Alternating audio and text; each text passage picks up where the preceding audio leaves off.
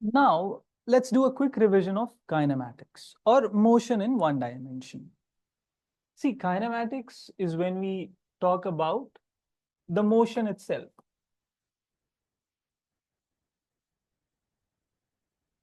Without considering the cause of motion. So we are not concerned about why an object is moving. We're only concerned about how the object is moving. That means what is its displacement, what is its velocity, what is its acceleration, in how much time is it covering a certain distance, and so on. Only this we are focusing on, and that is why it's called kinematics. When we also start talking about the cause of motion, that's when we have entered dynamics of a motion. Okay. So for now, since in class 9th and 10th, you have studied a bit about kinematics, we're going to do a quick revision so that it can help us do it in depth this time in class 11th. I'm sure all of you are already familiar with these equations of motion. But this set of equation is valid only when acceleration is constant. If acceleration keeps on changing, these three equations are no longer valid. In class 11th and 12th, you'll also learn about the scenario where acceleration is increasing, acceleration is decreasing, and so on. So till class 9th and 10th, this was the maximum that you studied. Either there was a constant acceleration, or the acceleration was zero, or there was some kind of retardation. This is what you studied in classes 9th and 10th. We're going to do a quick revision of that, okay? But know that the set of equations that you have memorized till now, these three, are only valid when acceleration is constant, not otherwise. So what happens when acceleration is not constant? I'm going to tell you that as well. So here is a motion, okay?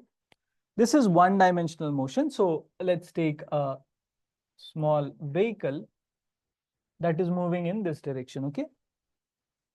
What from the graph, can you tell me what is the initial velocity? What was the initial velocity? At time t equal to 0, what was the velocity? It's 0. So you can say u was 0. All right.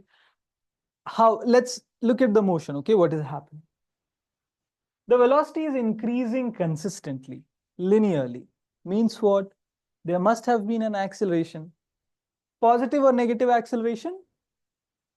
Since the velocity is increasing, from here we can infer that it must have been positive acceleration. And that we can verify from acceleration time graph also. Okay, so see, I'm charting down the motion by looking at velocity time graph. Okay, because it lies at the center. From here, I can get to the displacement time graph also. I can get down to acceleration time graph also. So assume that we only have the velocity time graph. We'll read that, try to understand what is happening with this object, and then we'll verify whether the chart for acceleration time and the chart for displacement time is correct or not. Let's carry on. Up until this point, the velocity keeps on increasing, then velocity becomes constant. So what can you say about the acceleration? Is there acceleration or deceleration? No, because now in this interval, the velocity is not changing. That means acceleration is 0. And that you can verify from here also. Acceleration is 0. Okay. Then velocity keeps on increasing up till 15 seconds. That means velocity keeps on decreasing till 15 seconds. Means what? There must have been retardation. That means negative acceleration till 15 seconds. Okay. What about after that? If you take a look at this, the velocity still keeps on decreasing, does it not? Velocity, it's decreasing till this point. Means what? Still retardation is happening. What do we mean by a velocity like -10? speed of an object cannot be minus 10. So what do we mean by velocity minus 10? Velocity is a vector quantity, and minus there, it represents the direction. So if initially this object was moving up till 15 seconds, this object comes here, okay? This is time t equal to 15 seconds. It was moving in this direction only. At 15 seconds, velocity became 0 again.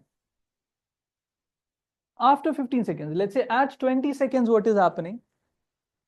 The velocity is minus 10. So if I took this direction as positive direction, this direction would be negative direction, right? So now the velocity is what? Minus 10. So this object is now moving back this way in this direction with minus 10 meter per second. So negative sign here indicates the direction of motion. Okay. So point 1, point 2, point 1, point 2, and point 3. Up till this point, retardation continues, and then again velocity increases. That means there is again positive acceleration. So positive acceleration, then again acceleration 0, because here velocity is not changing, so acceleration is 0. Corresponding to the velocity time graph, I can also draw the displacement time graph. Now let's understand, what if the acceleration is not constant? Can I then use these three equations? I've told you before itself that we cannot use those three equations.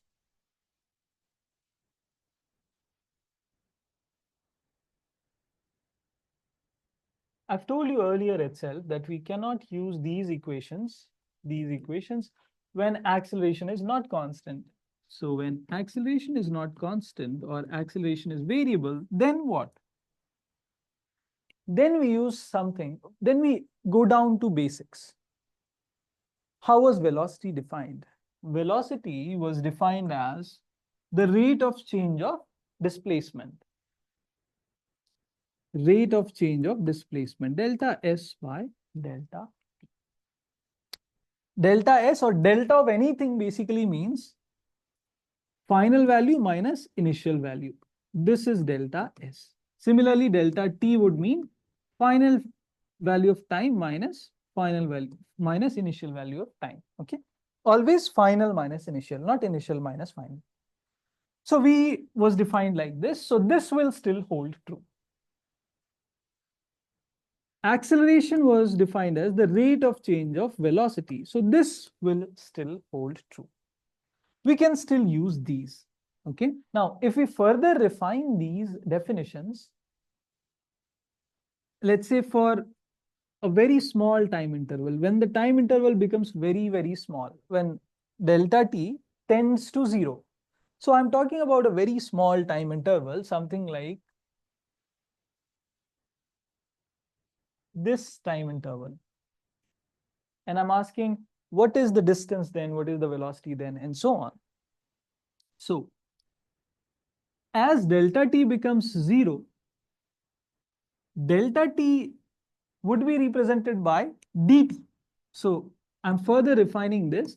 So v would be something upon dt, because small time interval, no? Capital D is delta, small d is a small change. Capital D is significant change, capital delta is significant change, small d is a very, very small change, infinitesimal change. Okay.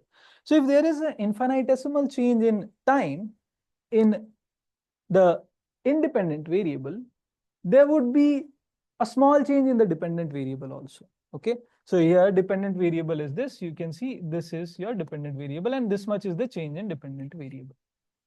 This is the change in independent. This is the change in dependent. So the dependent variable would also be represented by ds. And this is a more refined form. This is the differential form, and that's where differentiation comes into picture. And I've given you a brief introduction of differentiation earlier. Okay. So V is equal to ds upon dt. Similarly, you can write A as dv upon dt. So these two equations will be valid even for non-constant acceleration cases. These are called the calculus relations or differential relations. Velocity is ds by dt and acceleration is dv by dt when acceleration is not constant. And when acceleration is constant, then you can use these three formulae.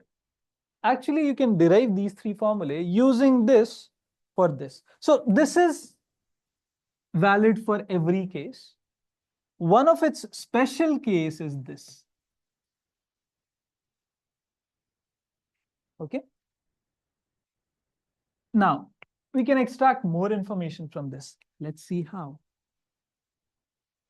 V dt can be written as ds. And when you integrate, you get something like integration of v dt gives you s if you put the limits. This tells you area under velocity time graph gives you displacement. This tells you the slope of displacement time graph gives you velocity, and so on and so forth. Okay, so you would be able to find out one graph from the other using this relation. Okay, I think that's enough introduction for one-dimensional motion. Let's jump into two-dimensional motion now.